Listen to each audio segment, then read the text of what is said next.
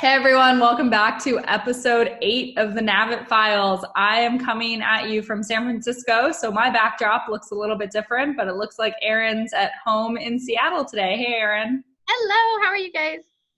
So excited to get this started. Let's kick it off with everyone's maybe second favorite topic, self-care today, Erin. Have you had time for it? Oh, nope, none of that. Yeah, I have to say I have been pretty preoccupied with the holiday season. Yes. But John and I have made a pretty awesome life hack that, like, not that I think anybody that works for corporate at CB2 will be listening in. Maybe they are.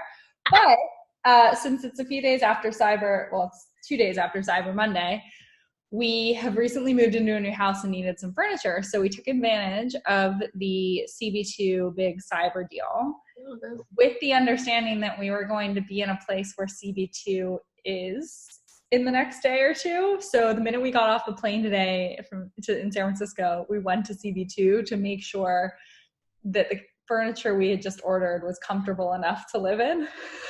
Yeah. We thought it was, but under the assumption that if it wasn't going to be comfortable, we could return it before it even arrived. Had to be shipped. Yes. Yeah, so I felt like I really hacked the system today. Yes. We got all my money because we loved all the furniture. Yeah. But I felt better about the purchase. I saved like $2,000 or something. So On if you had to return it and on the shipping. yeah. No, Yeah. well, I saved $2,000 on cyber. Oh, on just a cyber. But also, I saved myself the headache of dealing with furniture returns. And the cost. That's a real thing. Yeah, exactly. Because like it's like buying a bed that you've never like lied on. Like you don't. Anyway, so It's really hard. Self-care, but I felt like sharing a little. No, that's a life hack that includes self-care. Thank you. I agree. Yeah, well done. I need to plan some self-care. I think what's the next step? I've been I decidedly chose to, after 5:30, not listen to fintech podcasts, like actually diversify, or like business or anything, like diversify my listening experience. I love that. While I'm like doing dishes or getting my kid or whatever. And that's been very healthy for me to not always think about this business. And I think that, we're going to do a couple of these, obviously in the next couple of days, but we're going to talk about small businesses tomorrow. Yes. And I think that is a current need for people to start realizing that just because you're like actively listening or you're doing something that's not like revolving around tangible work. Yes. Because you're still immersed in your industry and thinking about your business, like that's still active work. Totally. And you do need to find an additional hobby or something to get yourself out of that. Completely. And I hope we talk about this. We're adding this to our list, our Monday list that she loves so much. And the cycle of processing is really important, especially for women, is really important in productive worlds, in that monthly cycle, or even just in general, of like the mass integration of information. And sometimes you just need to cut yourself off and rather than absorb information, integrate it, and just don't do much and let your mind process. No, totally. I love that. And I think that's self-care. Like that's an important part of the puzzle. Okay, we have a lot to cover. So I'm just going to dive right in with my marketing. Do it. What's happening in the marketing world? So we are about to launch a really exciting ambassador launch with some really badass women. So I'm not going to blow the cover there yet, but I do want to talk a little bit about influencers and how you can hack or navigate the very, very complicated, convoluted world of social media influencers. So complicated. So there are a couple of different strategies that you can employ. We are really focused on kind of like brand listening, social listening in a way that is engaging with our target audience base, and doing so by like latching on to influencer messages, right? So there's this really interesting community of like women hacking the money system, like, kind of female financial bloggers or whatever other kind of like lifestyle-y blog is that seems to resonate around not only our target message, but also our audience. Yeah. So ways in which to actively engage with them, it's basically become like the new form of PR. Certainly, like as you're starting your business and you need to get your name out there, like you need a certain level of traditional PR, but I kind of think of like social media influencers as another level of PR because it's such an easy channel to communicate with them. So some of the ways that if you're looking for like who are influencers for your audience and for your kind of message, think of the relevant hashtags. This is especially helpful on like Twitter and Instagram. Yeah. You can follow specific hashtags, and that way they're just constantly popping up on your feed.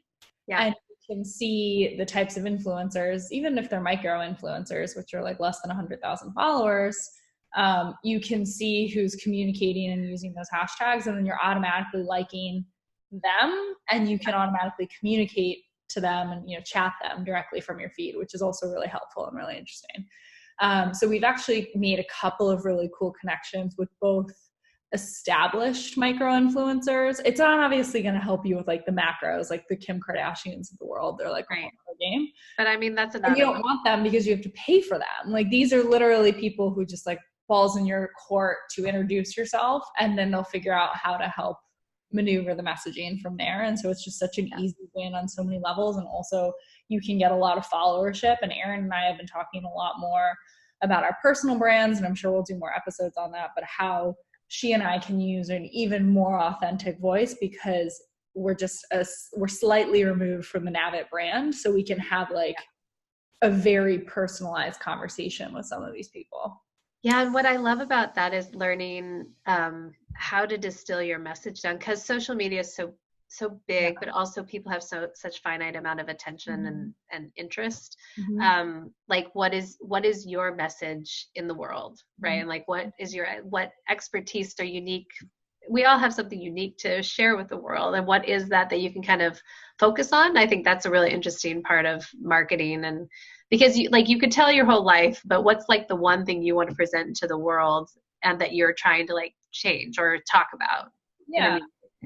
And how are you doing so in an inclusive way, right? Like leverage these people who have these communities who are interested in their voice, and then attach your own voice in an extension of theirs. Yeah. Yeah, because you create community. That's cool. Yeah, totally. All right, Erin, what is our financial tip, or since I'm on the trend of hack today? Okay, so you have tasked me with talking about the Fed interest rate. I was like, what? What? Am I explaining that? Mentioning the Fed in different conversations. So I'm like, let's just take it back to basics here, because even the best of us can like forget about how impactful the Fed could be.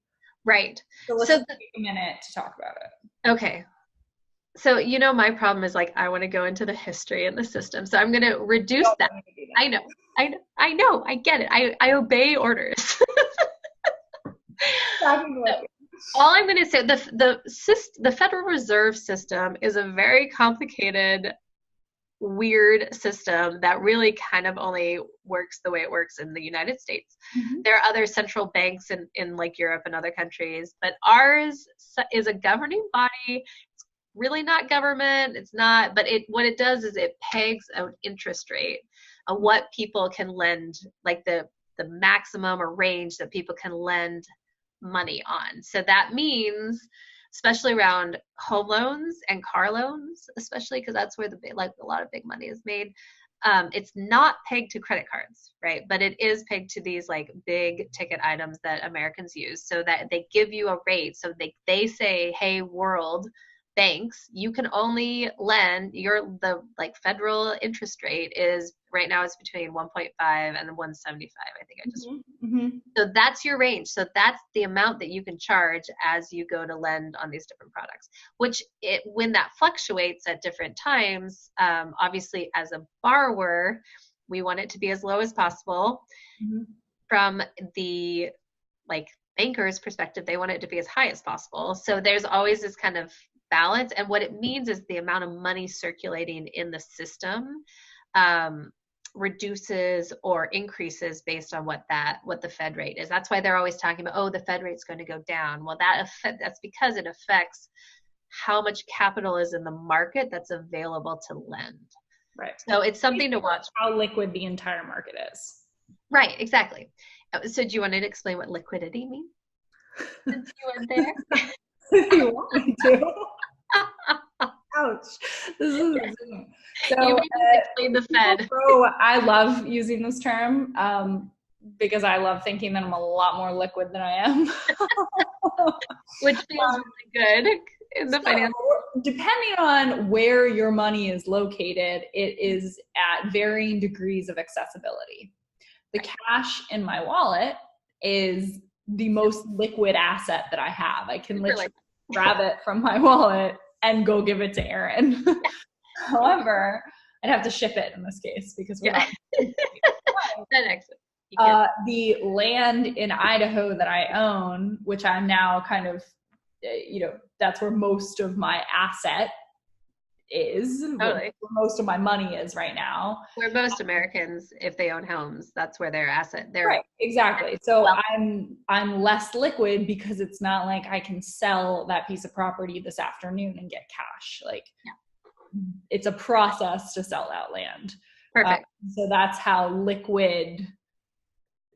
And diversification and liquidity is thrown around because you're saying, okay, you should have some asset classes that are long-term, so it doesn't matter that you can't access them tomorrow, but like an emergency fund, you need to be able to access that. And that's why we say, keep 3 to 6 months of an emergency fund around for a rainy day, because you never know what's going to happen. And you don't want to get crushed by capital gains by taking money out of your stock portfolio.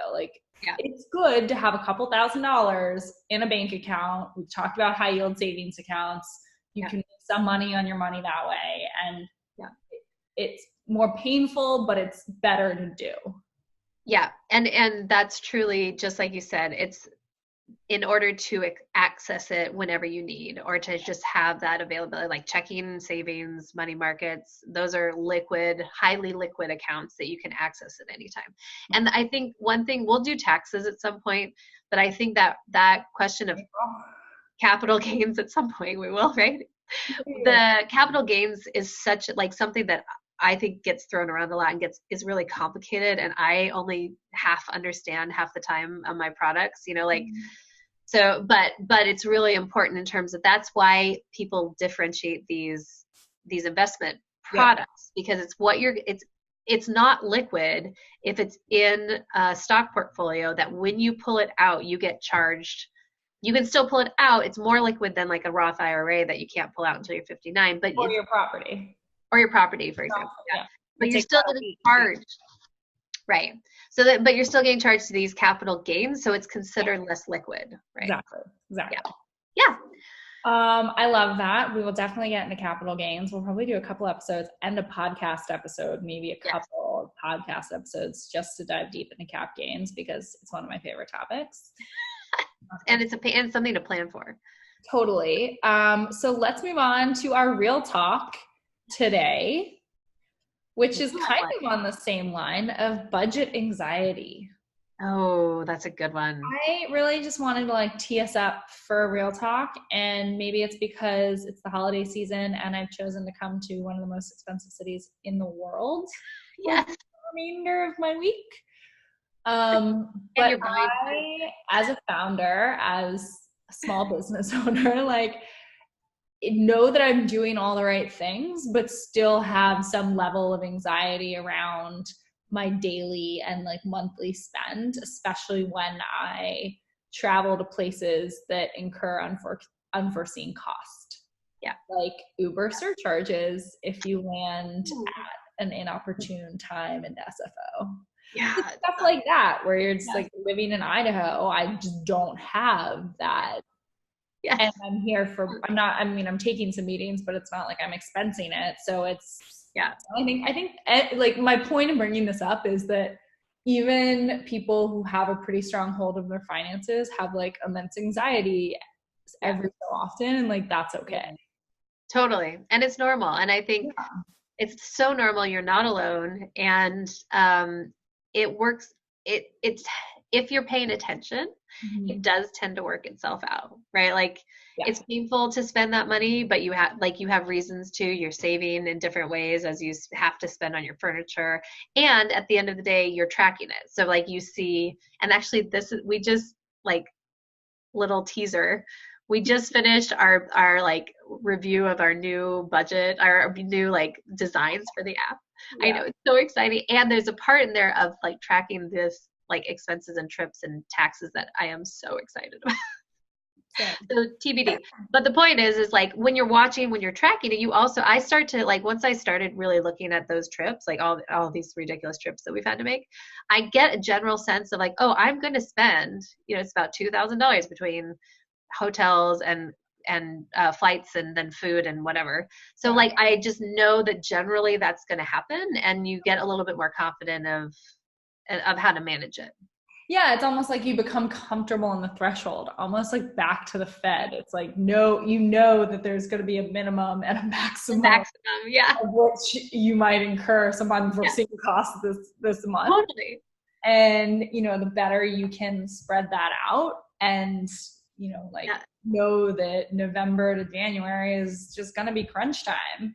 Yeah. And, if you have a bunch of home costs and life costs, love costs, like whatever your cost situation is, it always seems to happen at the end of the year, and like you're not alone. Yeah. So I just wanted to take a minute to do that. Yay. Any other real talk for the day, Erin?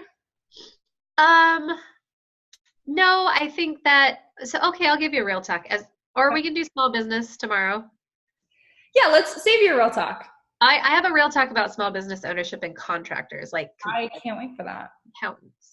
I can't wait. So everybody tune in tomorrow for our angsty conversation around small business contractors. What do we think about small business? Until then, thanks for joining us. See you tomorrow. Bye.